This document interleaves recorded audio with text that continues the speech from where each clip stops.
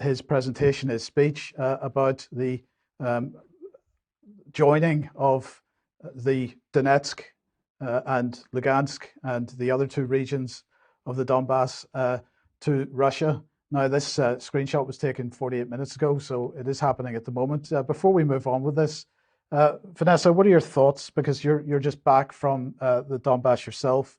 What are your thoughts on this announcement? Yeah, I mean, it's certainly going to be an interesting historical speech. Most people in Russia feel that now, of course, there is going to be this mobilization of the reservists. Now, there's been a lot of sort of misinformation floating around about what mobilization means.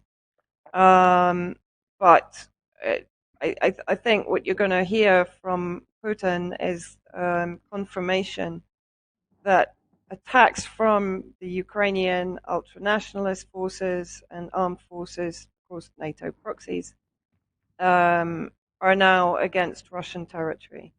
And so now the military escalation will start.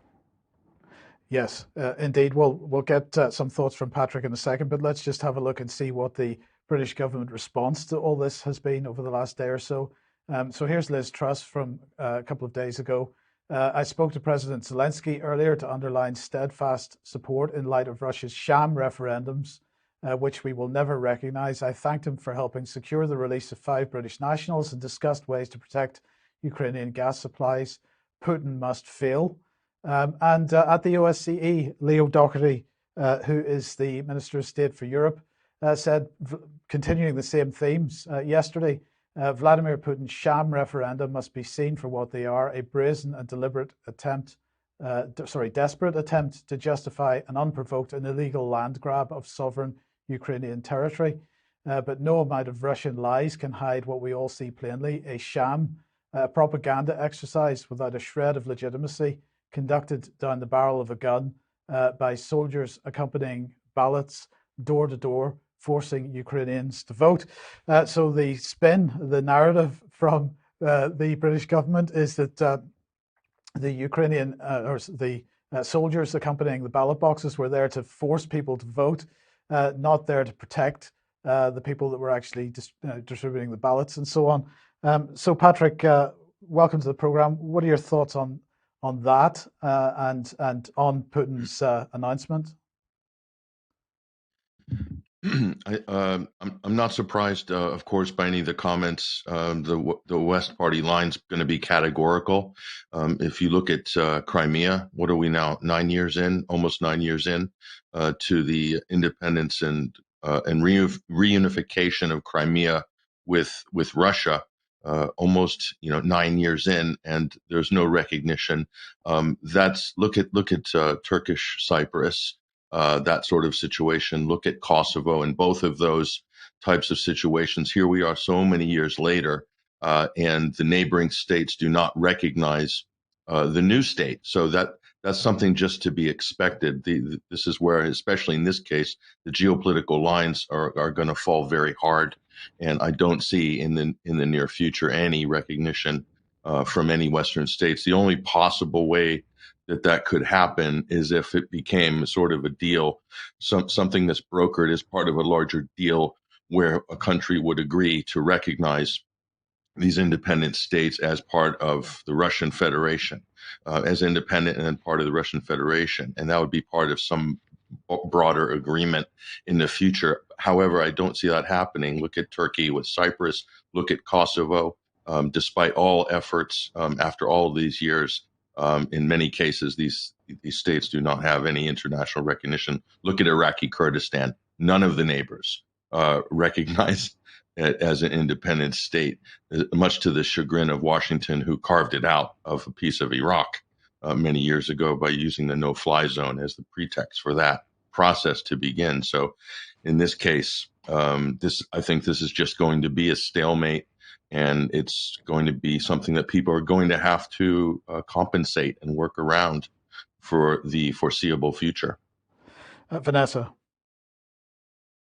Just wanted to say, I mean, it's quite incredible how they are misrepresenting this. This is Putin's referendum. This is the referendum for the people of Donbass that they also had in 2014. And the majority now, take it back to 1991. So this is not Russia's referendum. This is the independent referendum of the people of Donbass. And this ridiculous idea that they're being sort of forced at gunpoint to vote. I was in Donetsk. There were 133 observers from all around the world traveling to almost every polling station, both in Russia and in the Donbass territories, in all areas, under shelling, under constant shelling, by the way. In Donetsk, it was quite incredible. All you could hear was air defense and the explosion of missiles overhead for 24 hours of the voting. And at night, when the air defense sort of backed off a little bit, the actual ballot counting station where we were, that you showed on Wednesday, was targeted by those missiles, and they hit the ground. So, I mean, honestly, the misrepresentation by Western regimes trying desperately to discredit and disappear the voice of the people of Donbass that have been asking for this for 8 years. And what has been the response by Ukraine to ethnically cleanse them? This referendum is their way out of persecution and genocide. And anyone who's misrepresenting it to the point that these politicians and MEPs are effectively enabling war crimes against the people of Donbass. Okay, thank you for that. Now let's look at the latest British response, more sanctions. So Russian installed officials behind sham referendums in Donetsk, Luhansk, Kherson and Zaporizhia sanctioned. So 33 people and entities is what the British government is saying.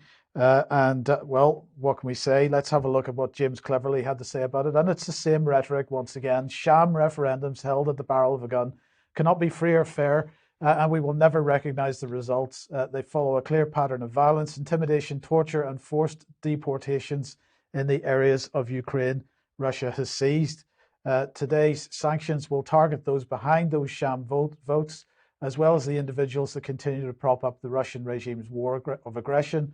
We stand with the Ukrainian people, and our support will continue as long as it takes to restore their sovereignty. So they're going to sanction individuals who were behind these sham votes, according to the government. But we also have sanctioning potentially taking place of people that were there as independent observers. And this began yesterday with this website. Foreign journalists with ties to RT were among the international observers at the sham referendum. So from Ukraine, we've got the same language being used, this term sham referendum. So this is clearly a rapid response mechanism at work, a common narrative right across the regimes. Now let's put that back on screen for a second and have a look at who's on this list. So we can see that there are people represented from Belarus, Bosnia and Herzegovina, Brazil, Venezuela on the first page, but also the United Kingdom is on the first section of this list. And well, only one name on that, and that is Vanessa Beeley. And although the bio isn't quite correct, nonetheless, you're on that list. We'll come on to get some comment from you in a second on this. But as we move on down through the list, we've got more names from Egypt, from Zimbabwe, Italy, Cameroon, Latvia, Mozambique, the Netherlands, Germany, South Africa, Slovakia, USA, Togo, Uruguay, France, Czech Republic. So a wide range of countries, Vanessa, but you clearly are on that list. Nobody else from the UK. Yeah, I guess I stand out like a sore thumb on that. Just quickly again, also, another point that's being made by these Western regimes is that it's Russian occupied territory. The only Russian soldiers I saw were at the border. The rest of the soldiers that you're being shown are, of course, the LPR and the DPR defense forces. I mean, everyone I asked, are you being forced to vote? They just laughed. They said, they're our families, they're our defense forces. Right, so just to make that point very clearly also.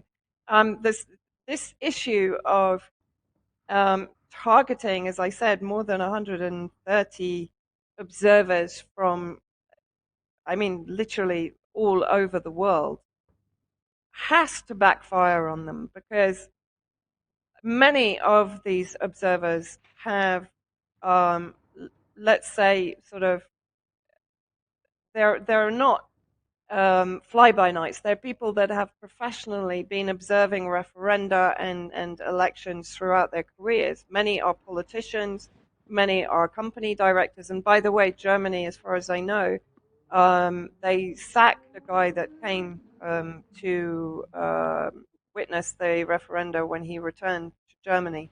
So the repercussions for these people is already starting. There was one lady from India. The Hindu Times yesterday sort of published a smear piece on her. I mean, the reaction is extraordinary. Yes. Okay. Well, let's bring this on screen then, because also from Wednesday then, but it came to light yesterday morning, a letter from Natalie Loiseau, yes, who is an MEP, but also, well, we'll come on to what she is in a second. But this is a letter personally to the High Representative for the European Union for Foreign Affairs, Mr. Borrell. While Vladimir Putin has organized sham referendums, again, the same language, clearly rapid response mechanism, common narrative here, in the occupied and war-torn regions of Ukraine under impossible circumstances, some international citizens have volunteered to observe these referendums and act as guarantors for the Russian regime. We, as elected members of the European Parliament, demand that all those voluntarily assisted in any way with in the organization of these illegal referendums are individually targeted and sanctions. Among these people, we would like to highlight the case of Vanessa Bailey, a British blogger who's been continuously spreading fake news about Syria and acting as a mouthpiece for Vladimir Putin and Bashar al-Assad for years. We call for her to be included in the list of those sanctioned for her participation as an international observer in these illegal referendums. We believe it is time that Vladimir Putin's supporters were held accountable for their actions. So that was what she wrote. Let's just have a look and see who she is. Very briefly, she is a French politician, diplomat, academic administrator who's served as a member of the European Parliament since 2019. Previously, she was director of the École Nationale d'Administration, and from 2012 to 2017 as the French Minister for European Affairs. That was from 2017 to 2019. Vanessa, quite a senior politician in France, a member of Macron's party, a personal friend of Emmanuel Macron, and very much a supporter of Emmanuel Macron, has decided to single you out in particular.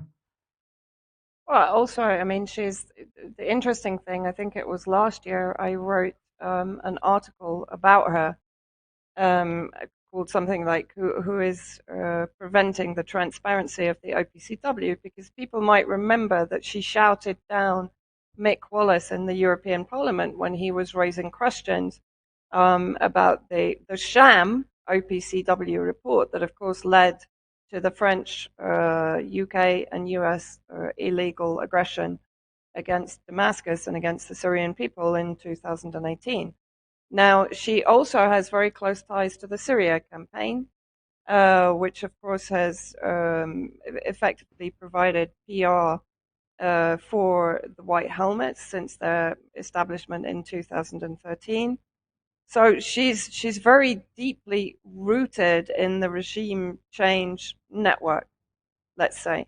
And as you said, her language reflects her position within that network. I mean, she was largely responsible for providing the evidence of the Syrian government using chemical weapons in 2018. She was the very vocal supporter of French aggression.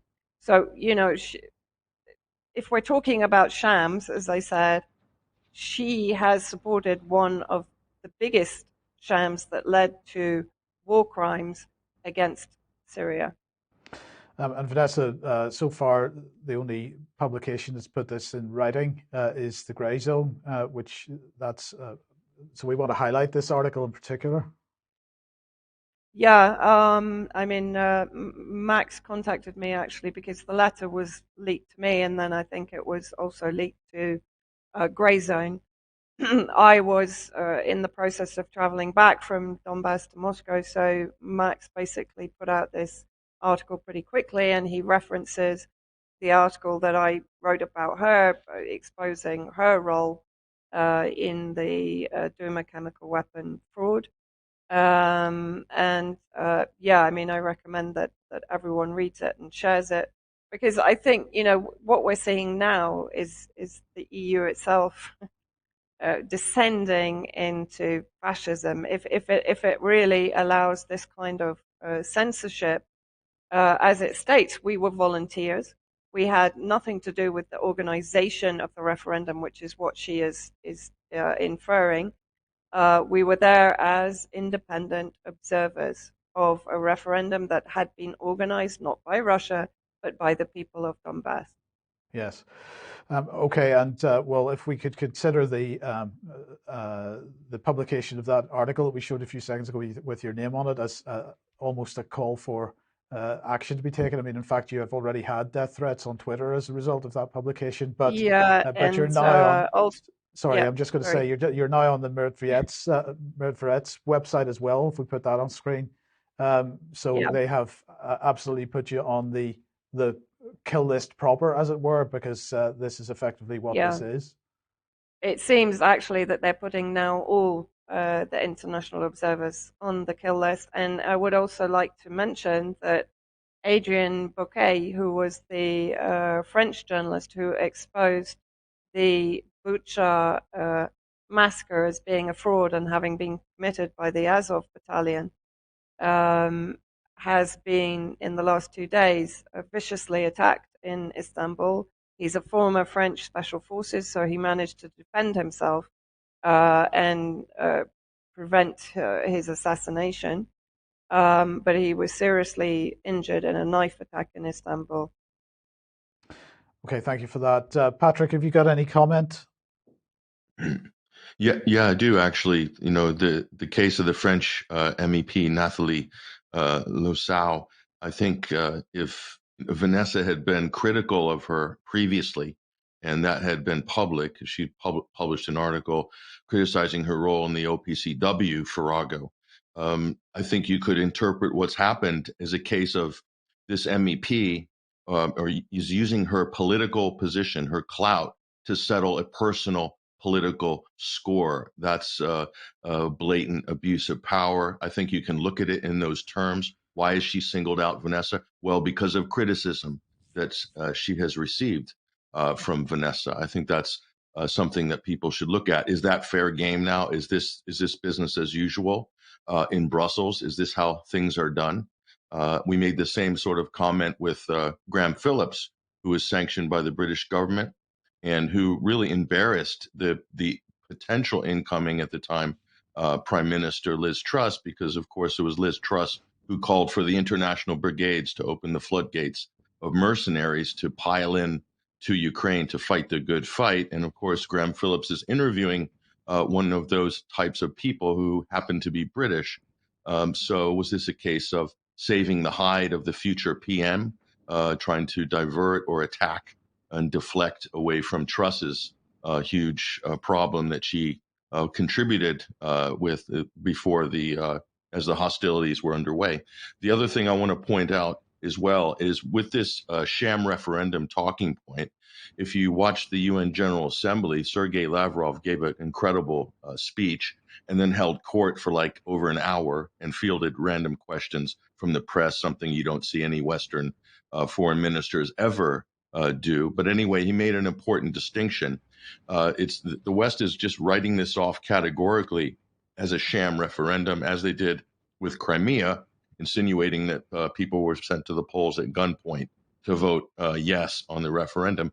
There's 2 points with sovereign territory. One is the concept of sovereignty and sovereign territory. The other, in the UN Charter, is the concept of self-determination. You cannot talk about one and not the other, especially in the case of Donbass, as an example. So they've held up for over 8 years against a siege from what effectively was the government in Kiev, using the military against their own people in the most violent fashion, then built their own administration, declared autonomy eventually, and now have a referendum to join the Russian Federation. So they've gone through all of the steps, according to the UN Charter, to achieve statehood or independence. So you cannot have this conversation without addressing both sides of that issue. And this is what Sergei Lavrov did when he delivered pretty much a master class at the UN General Assembly last week.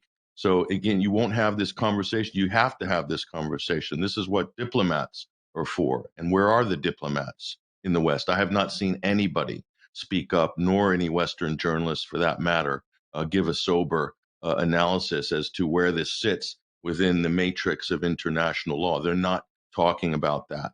And they refuse to. They'll avoid it at all costs because they want to bolt hole this conversation into a very narrow pipeline talking about sovereign territory, but omitting the entire context of events that led up to this moment in time.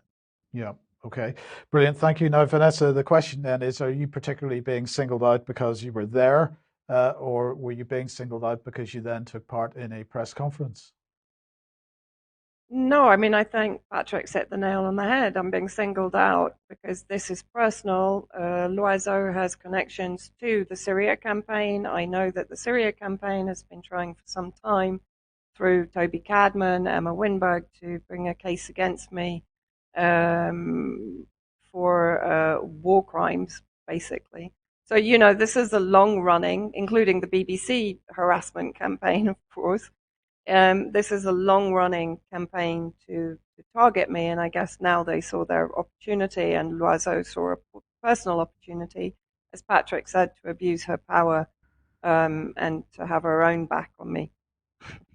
Okay. Well, look, we have a very short clip here of you speaking at the press conference. Just have a quick listen to this. First of all, I want to reiterate that the West will never approve of a referendum that does not comply with a Western agenda. So that's number one.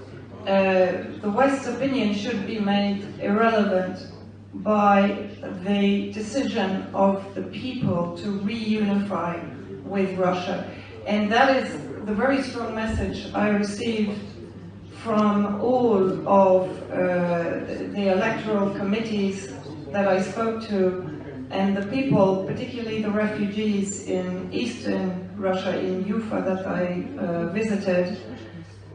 It's the opinion that they voiced. For them, this is their decision. They have lived under bombs, under some of the most appalling atrocities committed against them for 8 years. It is their decision to liberate themselves from an imposed Nazi regime that was imposed upon them in 2014 and has been committing crimes against them ever since, and is controlled by the West. So the West has no say in this referendum other than to object to it, because finally the people are liberating themselves and rejoining Russia. I have seen absolutely no violations. I have seen complete professionalism among the electoral committees. I've seen a high level of security, a huge amount of solidarity, compassion for people who are maybe struggling to get to the polling stations. And for me, what is very important, there has been complete respect for people's privacy. And we should just mention, Vanessa, the reason you were speaking quite slowly there is because for the benefit of the interpreters. Yeah, I mean, there are people that don't realize when someone is interpreting, it is considerate to speak more slowly than normal so that they can either write what you're saying or translate simultaneously. Yes. Okay. Thanks. Now, Patrick,